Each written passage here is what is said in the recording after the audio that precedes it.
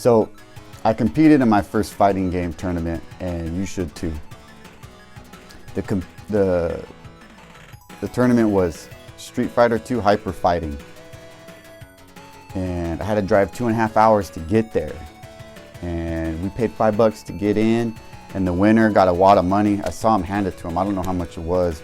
There was like 20 guys in the tournament, and I'd never been to a fighting game tournament or any kind of video game tournament for that matter. And this was something I wanted to do, like just intuitively. It like excited me when somebody said, "Hey, we're doing this, you want to go?" I was like, yeah, I just wanted to. And I didn't know what to expect. I heard about fighting games online, like fighting game community stuff, like Aries and I don't know, James Chen. And I've just heard people talk about it. It sounded exciting. And there's people that are taking games seriously like I do. I like to get better at games. I like to set goals and find hard games and beat them, and one credit clear and speed run and da-da-da-da. And fighting games, those guys are approaching it more seriously too. They're not just playing Mario for 5 minutes until they die and then switching to another ROM and playing that and going to bed after an hour. You know, this is some serious video game playing going on here. And what I got out of the tournament is really more of a life skill, I think, than a video game skill. I understand competition better now and getting into a competitive mindset, like the way you seriously train for something and approach something.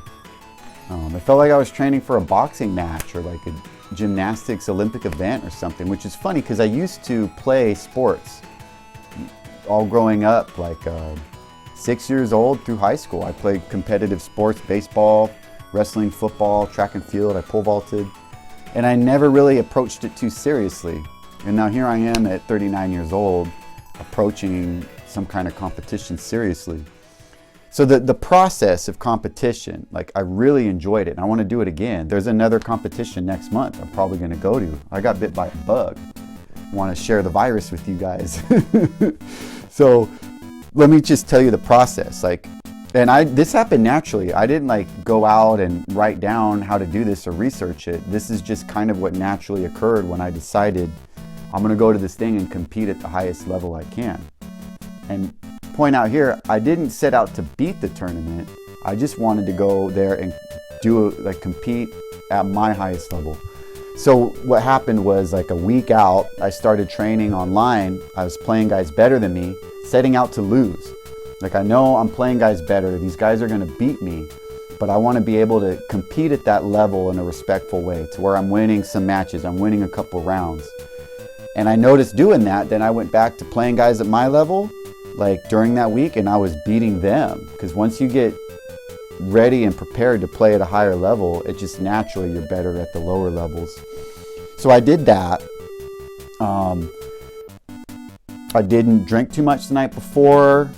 You know, I didn't want to go into it hungover. Like the week before, when I was skateboarding, I took it easy, didn't want to get injured. So this like single goal just kind of organized my life. Like what I was doing, I had this in mind and this goal in mind. And I felt good the day of the competition. So when we're all there to compete, prior to competing, I noticed what guys were doing. And the guys that were serious, what they would do is they would check out the 3 cabs we're playing on, and check out all the buttons, check out the sticks. One of the sticks was wonky, by the way. It didn't feel quite right.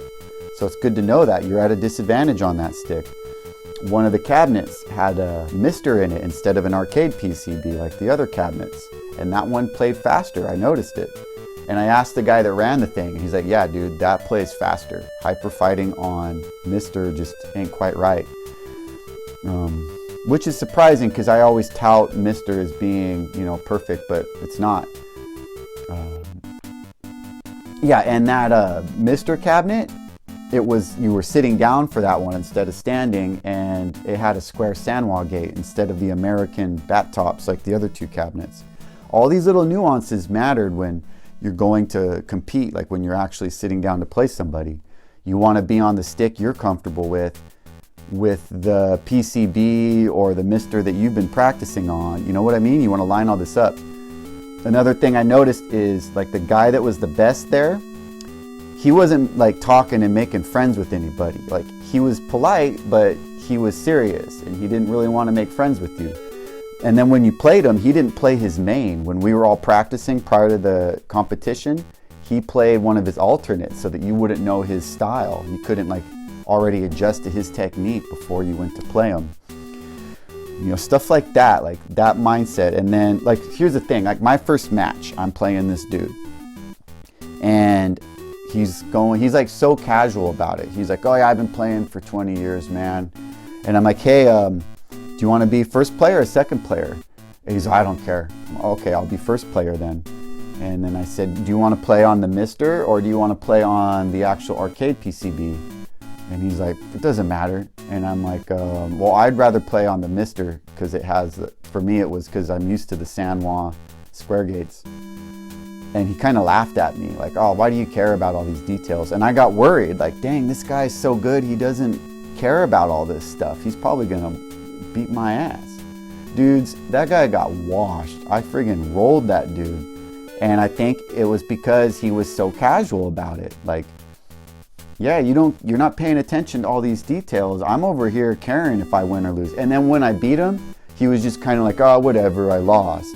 Like, I didn't really try that hard anyways. You know what I mean? He had that kind of mindset. Where the rest of us, like, yeah, we're trying hard. And then it's funny, like, but the guys that were all really good, we didn't care so much whether we won or lost. Like, it seemed like there was a mindset of, yeah, you're gonna lose some rounds, and the better player is gonna come out on top, and that's fine, but at least we're all players here that are taking this seriously. And we you could tell the guys that were taking it more seriously were in one group, and we just dominated everybody else that wasn't taking it that seriously. And that was interesting. Like, I saw other guys approaching this the way I did, and we all enjoyed each other, and everything was fun. That's another thing, is just the event itself, like being there.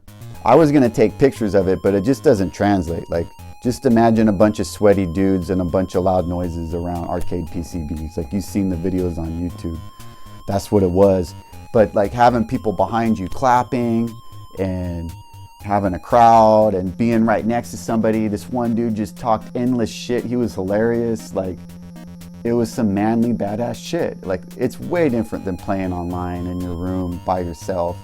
And people are way friendlier. Like, people get nasty online, but when you're right there, I don't know, just people are, they're just, it's just a friendlier environment. Yeah, so that's the day of, and then afterwards, I'm practicing with people. Now I'm working on new tech, try to learn some new skills, and where's the next tournament? And I'm kind of high off the tournament. I did good. I didn't set out to win the tournament. I just wanted to compete respectfully, which I did. Yeah, so that's basically what I got out of it, guys. You know, go out there and beat some tournaments for me.